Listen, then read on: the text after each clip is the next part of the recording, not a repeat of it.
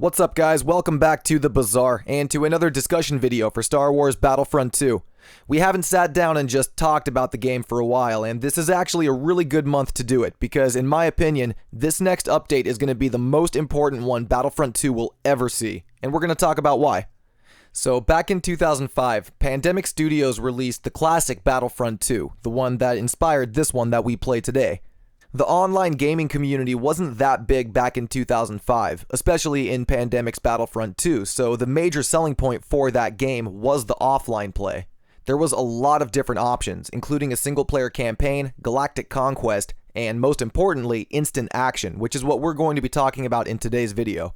We're talking about it because instant action is finally coming back in 2019 in EA's Battlefront 2 as a completely revamped single-player experience. This month on the 25th, we're getting the Cooperation game update, which is introducing Felucia as a new planet, alongside the two new PvE modes, Co-op and Instant Action. Throw in the new reinforcement, the Clone Commando on top of that, and we're looking at a really big update for September. But in my opinion, Instant Action is the biggest and single most important piece of content dropping this month. It will immortalize Battlefront 2. It will make sure the game quite literally lives forever. As long as people have PlayStation 4s, Xbox Ones, and PCs to play the game, they will be able to play Battlefront 2. For the rest of this video, I'm actually going to have footage of 2005 Battlefront 2's Instant Action so that you guys can get a sense of what Instant Action will probably be like in EA's Battlefront 2, and it's also just to prove my point. In 2019, I can pull up 2005's Battlefront 2 and have a good time playing offline Instant Action. Now, from what I understand, there are actually some community-run servers in 2005's Battlefront 2 for a small but dedicated online community. While that is cool for those players, online support by the developers ended for this game a long time ago. Any new content additions are considered mods and are made by the community for the community. It's a little sad to think about, but one day, EA's Battlefront 2 will eventually have the same fate. Online support will end, we will get no more new content, and even further down the line, the dedicated servers for Battlefront 2 will most likely get shut down or reassigned to something else, and we won't be able to play online multiplayer anymore. At that point, the only thing Battlefront 2 will have going for it is the offline and single-player content, which right now is our campaign and the very bare-bones arcade experience. After this month's update though, we can add instant action and technically co-op to that list, which is going to make offline play so much better. So now let's jump into 2005's instant action and see what we're working with. It might give us a good idea of what to expect with 2019's instant action. So this was the menu. This is where you get to choose the map you get to play on, the game mode, and the era that you want to play. Here we'll pick Felucia. On the Clone Wars, we'll just do regular old Conquest. Followed by Geonosis, we'll do some capture the flag there, and we'll round it off with Naboo. And we'll do Hunt, just so we can shoot some Gungans. But yeah, as you can see, in 2005's Instant Action, you could actually pick what game mode you wanted to play.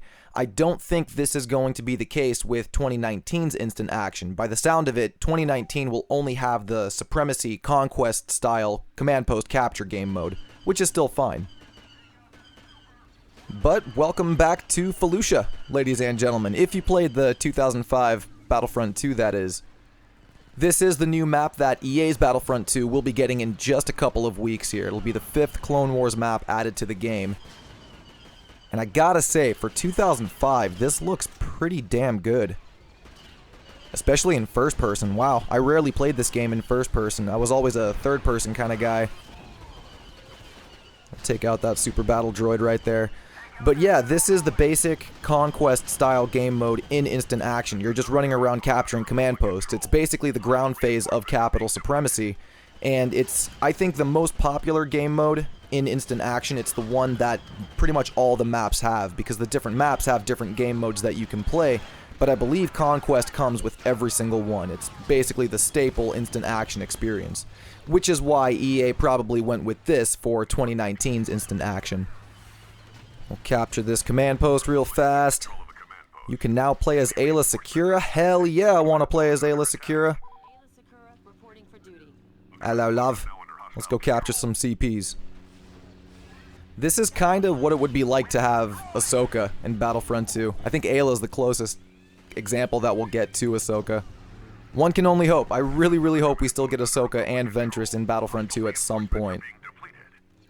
But look at that double saber action. That is so cool. It seems I was wrong in my prediction, though. In my last discussion video, I made the bold prediction that we'll see Ahsoka with Felucia, and I think I was wrong, so there's that. Make our way over to this command post. This one looks busy. Oh! Spawned right in front of me. That sucks for that droid. Yeah, Droidica's gonna try to pop his shield. Doesn't look like he's shooting me. Alright. You die. Now we're having a tough time taking this. They keep spawning on top of it. They're also spawning up here on this hill, and they're coming down to contest it. Take these supers out.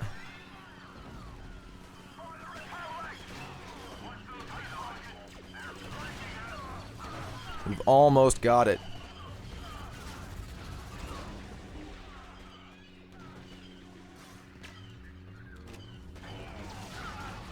Oh no! I took out both my clones and I missed the droid. That's something you could do in this game. You could actually hit your teammates, and it was kind of a tactical thing because the heroes didn't have a health bar in Pandemic's Battlefront 2. You see that little saber down in the lower left corner. That's actually a timer. It's basically the equivalent of your health bar, but instead of health, you have time, and you replenish time by defeating enemies. You lose time by quote-unquote taking damage and by defeating your own teammates. If you kill your own teammates, it eats up your time. Oh, clear over all of it. Get our stamina back, see if we can make this jump. And there's a lot of heat up here. Try to block these shots. Nope, did not expect to survive. Sniper got me. So we completely demolished this team when it comes to our reinforcement count. Look at that, 75 to 4. These poor droids. I will lead on. We're just going to go capture this last command post, and that should be game after that. Try to be sneaky here. I blew up everything except the droid. Get that CP, team. I'm counting on you. Yeah, they're taking it. And we win! That is instant action in 2005's Battlefront 2. At the very least, that's the Supremacy, Conquest-style game mode, but that is going to be what 2019's instant action is going to be like, so that's a pretty good example of what to expect. When it first launches, instant action will only have the 5 Clone Wars maps available to play on, which is a bit of a far cry from 2005's instant action, where we had literally every single map in the game available. It sounds like the team is not opposed to bringing in the other eras though, so we can only hope that eventually we'll be able to play on the original trilogy and the sequel trilogy maps too. I'm confident that will be the case. Instant action is not something that should be limited to just one era. I'm sure the Clone Wars maps are just to start, because thanks to Capital Supremacy, we already have a command post layout for all of those maps.